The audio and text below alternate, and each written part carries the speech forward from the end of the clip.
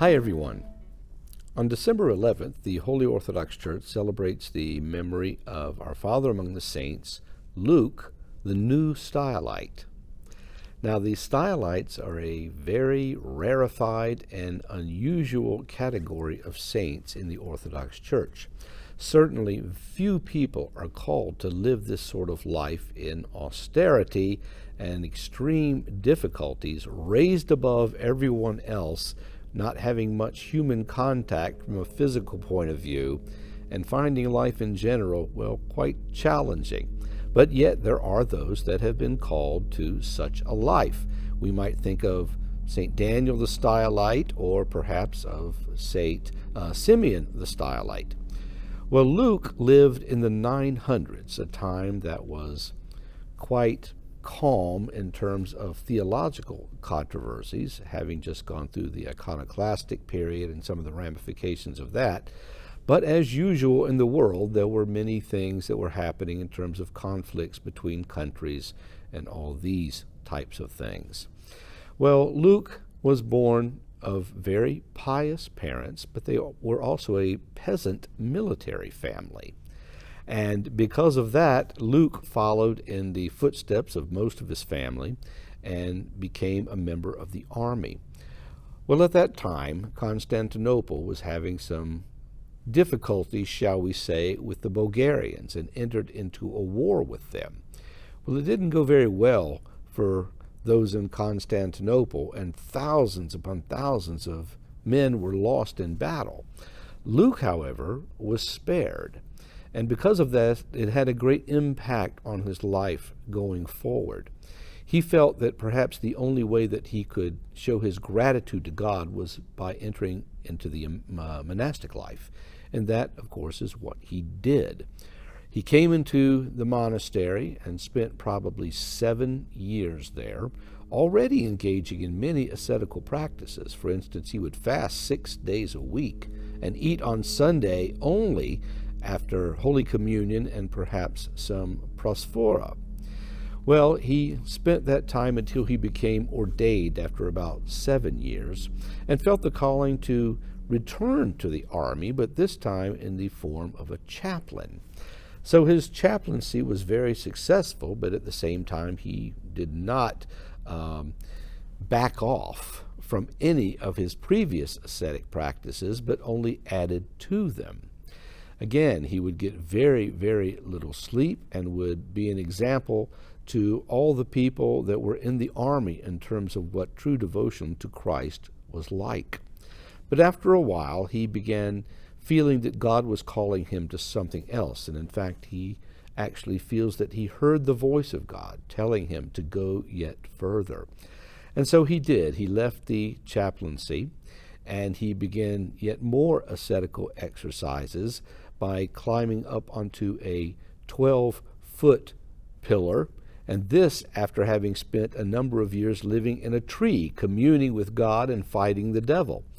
Well, this 12-foot pillar, even though not particularly tall, was something that gave him the ability to increase his ascetic struggles, and he did so by enduring the heat, the cold, frostbite, all sorts of things that were very difficult for anybody to endure, let alone someone standing practically naked on top of a pillar outdoors.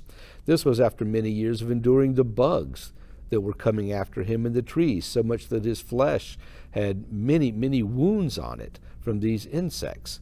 Yet he did endure, and he felt like this was the path that God was leading him on, to complete negation of his bodily self, so that his spirit could embrace God in its fullness and thereby give meaning to the bodily exercises that he was doing. At long last, he was called back to Chalcedon after spending a number of years on that small pillar in Mount Olympus.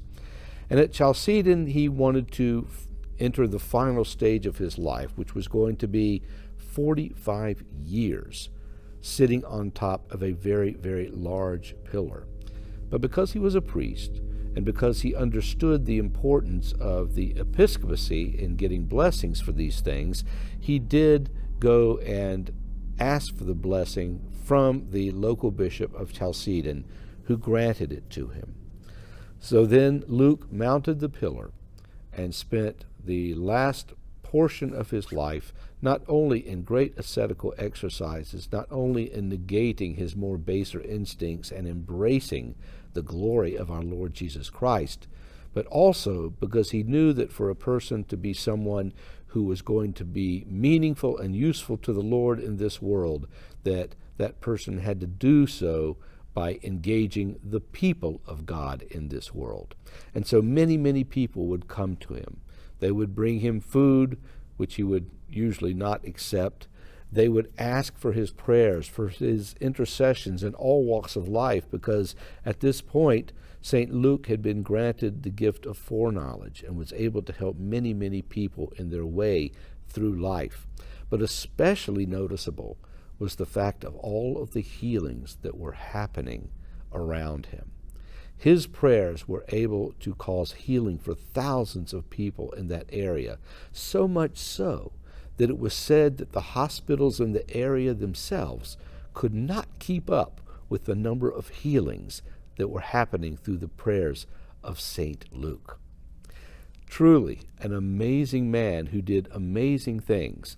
And lest we think that he was engaging in some sort of dualistic practice where the body is bad and the spirit is good, not at all, because the spirit itself needs to be healed. But yet, as St. Paul says, it is the body which drags us down when we give it too much care and concern. And St. Luke was not going to let this happen.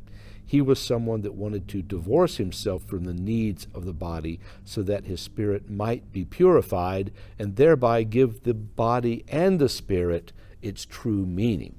This is what he accomplished during that time 1,000 years ago. Now, we should not be discouraged when we see someone like St. Luke embarking on these sorts of things, because it's not for everybody. In fact, it's a very, very strange and yet very important calling that few people receive. But yet we can take some things to heart from his efforts, and one is in our own ascetic struggle, which as Orthodox Christians we must engage in that particular struggle for each of us, it must be meaningful. He gives us to understand that the needs of our bodies are far less than we would think, and so that we, in disciplining our bodies, can also grow closer to Christ by cutting off the needs of our body, the needs of our own will, and attaining union with Jesus Christ. This in our own small ways, because we are also put in a place where the Lord wants us to be in this specific time and in this specific places that we find ourselves in. The Lord also asks of us that we do these things in imitation of St. Luke, but on a much smaller scale, so that in St. Luke's case, where much was given, much was expected, well, in our cases also, much less is given to us in terms of our own spiritual and ascetic disciplines, but yet something is still expected. And as we engage in these practices joyfully and with a pure heart, may we also be able, through the grace of God, to draw nearer to him in the same way that St. Luke was many years ago. Bye-bye.